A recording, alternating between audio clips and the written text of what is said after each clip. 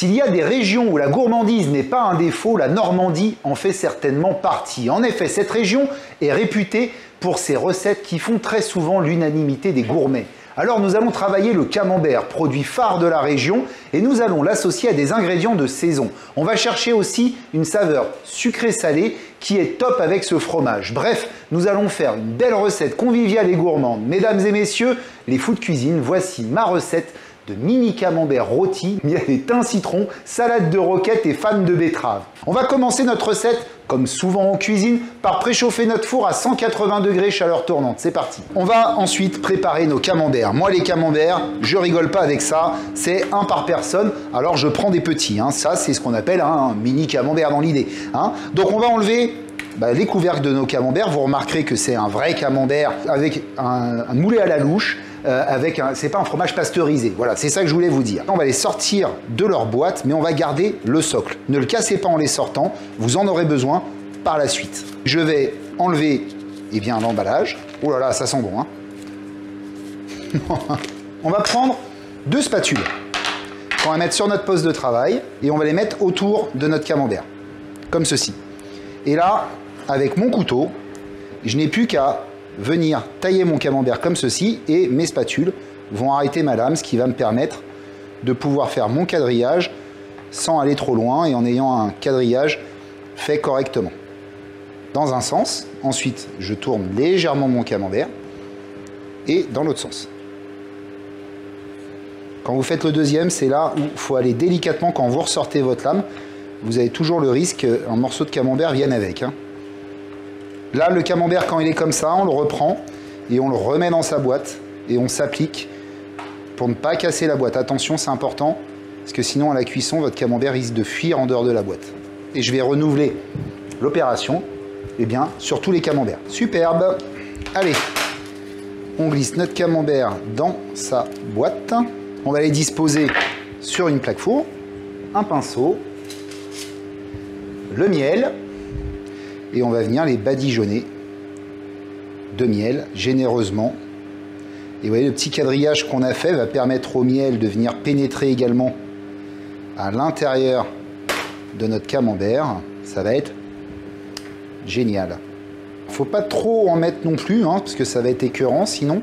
Ensuite, on va décaler tranquillement nos camemberts et on va se prendre le thym citronné. C'est un thym qui a des saveurs, des retours en bouche, de citron, c'est tout simple. 2-3 branches comme ça. Et mes branches, je vais tout simplement enlever les petites feuilles de thym qui sont dessus.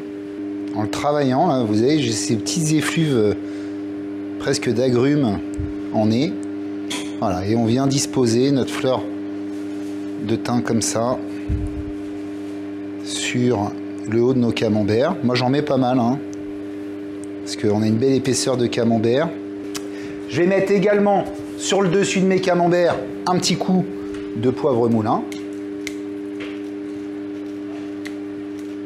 Et on va partir pour 10 à 15 minutes. Ça va dépendre, en fin de compte, de la façon dont votre fromage est affiné. S'il est très fait, 10 minutes. Moi, c'est le cas pour moi. S'il est un peu ferme à cœur, vous le laisserez jusqu'à 15 minutes. C'est parti, 10 à 15 minutes, 180 degrés. On va pouvoir continuer notre recette et s'occuper donc de nos cacahuètes et amandes. Donc, cacahuètes salées, amandes concassées. On va prendre une poêle et on va torréfier nos ingrédients. Ça, c'est important de toujours torréfier des cacahuètes, des amandes quand vous les mettez comme ça dans une assiette, parce que ça décuple leur saveur. Donc on prend une poêle à sec, c'est-à-dire 0 ajout de matière grasse dedans. On va mettre notre feu à 7 sur 10, pas trop fort. Alors vous pouvez aussi les torréfier si vous voulez au four, ça marche aussi. Moi, je préfère le faire à la poêle parce que j'ai le contrôle. Je suis devant, je reste à côté, je prends le temps de le faire. Je vais pas comme ça les brûler. Au four, souvent on les oublie. Donc je vais mettre mes cacahuètes dans le fond de la poêle avec mes amandes. Je mélange les deux. Je vais rester ici, comme ça, tranquillement. Et je vais les poêler comme une poêlée de courgettes ou autre. Voilà. Moi, elles me plaisent bien comme ça. Ce que je vais faire, c'est que je vais les débarrasser dans une plaque à côté. Je vais bientôt dresser. Mes camemberts sont quasiment cuits. Donc je vais tout de suite enchaîner sur ma petite salade de betterave et de roquette. Alors ma roquette, important, elle est déjà lavée, hein, bien évidemment. Mes betteraves, mes pousses de betterave aussi. Je vais mélanger juste pour faire une assiette, hein, de la betterave, comme ceci. Je vais prendre un tout petit peu de brisure de noisettes que je vais mettre dedans, comme ceci. Voilà. Je vais prendre de l'huile d'olive.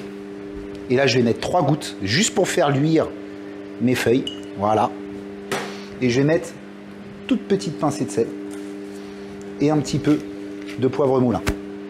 Donc on récapitule, roquette, noisettes en brisure, filet d'huile d'olive et pousse de betterave. Et là, on est top. Vous voyez, ma salade, elle ne va pas cuire comme ça. Et surtout, je la manipule avec délicatesse. Et je vais réserver sur le coin de mon poste de travail ma petite salade. Mes camemberts ont bien coloré au four, ils sont fondants à souhait. Là, c'est exactement ce que je voulais. Ce que je vais faire, c'est que je vais décaler ma plaque sur le côté et je vais tout de suite dresser. Je prends mon assiette, vous allez voir, dressage vraiment tout simple. Là, vous faites attention avec votre camembert, c'est chaud les amis. Je prends mon camembert, je le mets avec sa boîte au milieu de mon assiette. Ma boîte s'ouvre en plus, c'est pas grave. On va prendre nos petites pousses qu'on va venir mettre un petit peu en pagaille dans l'assiette. On peut venir même poser sur le dessus un peu de betterave, comme ça. Ça sera joli. Superbe. Là, moi, ça me plaît beaucoup. Mes cacahuètes et amandes. Eh bien, ma recette est déjà terminée. Hein, j'ai hâte de la goûter. Mais là, sincèrement, si je la goûte maintenant, je veux finir le cours comme ça, avec la langue un peu brûlée. Donc, surtout, on attend 2-3 minutes avant de servir notre camembert. Ce qui est certain, c'est qu'en termes de saveur, on va avoir du sucré avec notre miel, le thym citronné qui apporte beaucoup dans la recette, les amandes et petites cacahuètes salées pour le croustillant. J'appelle ça un sans faute. Je suis fou de camembert.